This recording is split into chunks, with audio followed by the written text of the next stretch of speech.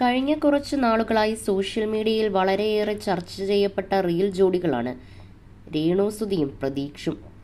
ഇവർ ഒരുമിച്ച് ചെയ്ത ആൽബം വലിയ ഹിറ്റായി. എന്നാൽ ഈ ജോഡിക്കെതിരെ വലിയ അധിക്ഷേപമാണ് ചിലർ ഉയർത്തിയത്. രേണു കാരണം പ്രതീക്ഷിന്റെ കുടുംബജീവിതം വരെ തകർന്നുവെന്ന തരത്തിലും പ്രചാരണമുണ്ടായി.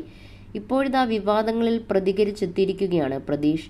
നടന്റെ വാക്കുകൾ ഇങ്ങനെ: രേണു സുധി കാരണം പ്രതീഷിന്റെ കുടുംബം തകർന്നു. ഈ ചോദ്യം ചില ഓൺലൈൻ മാധ്യമങ്ങളാണ് പടച്ചുവിടുന്നത്. എന്തൊക്കെ തെറി കമന്റുകളാണ് ഇടുന്നത്. ഇത്തരത്തിൽ മോശം കമന്റുകൾ ഇടുന്നവരോടും ഉള്ള ഒരു ചോദ്യമാണ്: നമ്മുടെ ഈ സ്വന്തം നാട്ടിൽ അമ്മയെ തല്ലിക്കൊല്ലുന്ന മക്കളുണ്ട്, സ്വന്തം കുഞ്ഞുങ്ങളെ കൊല്ലുന്ന ആളുകളുണ്ട്. ഇവർക്കെതിരെ നിങ്ങൾ എന്തെങ്കിലും ശബ്ദമുയർത്തിയിട്ടുണ്ടോ, കമന്റ് ചെയ്തിട്ടുണ്ടോ?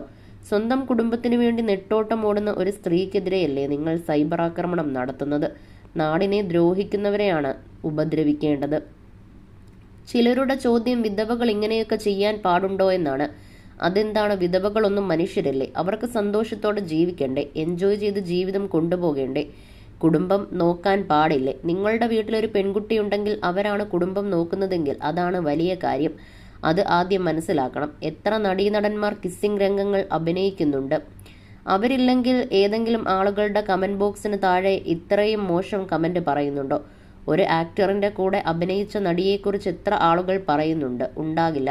കാരണം പ്രതികരിക്കുന്ന ഉറപ്പുള്ളിടത്തോളം ശബ്ദമുയർത്താൻ നിങ്ങൾക്കും ഭയമുണ്ടാകും. അതില്ലാത്തവരുടെ നെഞ്ചത്ത് ആർക്കും കുതിര കയറാം.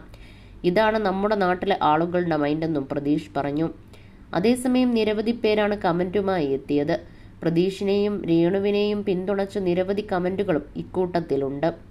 പ്രതികരിക്കാൻ നിൽക്കേണ്ട ബ്രോ, അതിലൊന്നും കാര്യമില്ല. ഈ സമൂഹത്തിൽ ഞാൻ എന്താണ്, എനിക്ക് എന്തെങ്കിലും കഴിവുണ്ടോ എന്ന ബോധം ഇല്ലാത്ത കഴിവുകെട്ട ആളുകളാണ് നെഗറ്റീവ് കമന്റും എല്ലാം ചെയ്ത് ജീവിക്കുന്നത്. അവർക്കതിനെ അറിയൂ. അതുകൊണ്ട് മൈൻഡ് ആക്കേണ്ട. അവർ അങ്ങനെ പറഞ്ഞുകൊണ്ടേയിരിക്കും. അതങ്ങനെയാണ്. ഒരു സിംഗിൾ പാരന്റ് അനുഭവിക്കുന്ന പ്രയാസങ്ങൾ ആർക്കും മനസ്സിലാവില്ല. അതിനെ എത്ര മാന്യമായിട്ടാണെങ്കിലും മോശം പറയാൻ ഒരെണ്ണമെങ്കിലും ഉണ്ടാകും. സ്വന്തം മക്കൾ പട്ടിണി കിടക്കരുത്, അവർക്ക് നല്ല എഡ്യൂക്കേഷൻ കൊടുക്കണം എന്നൊക്കെയുള്ളത് അമ്മമാരുടെ ആഗ്രഹമാണ്. രേണു താൻ മുന്നോട്ട് പോകുക, നെഗറ്റീവിനെ അതിൻ്റെ വഴിക്ക് വിടുക. പറയുന്ന ഒരെണ്ണവും നമ്മുടെ വയറ് നിറയാനുള്ളത് കൊണ്ട് തരില്ല. കറക്റ്റ്, ശരിയാണ്. രേണു പെണ്ണായതുകൊണ്ട് ചോദിക്കാനും ആളില്ല എന്നോർത്താണ് ഈ അധിക്ഷേപം മുഴുക്കെ.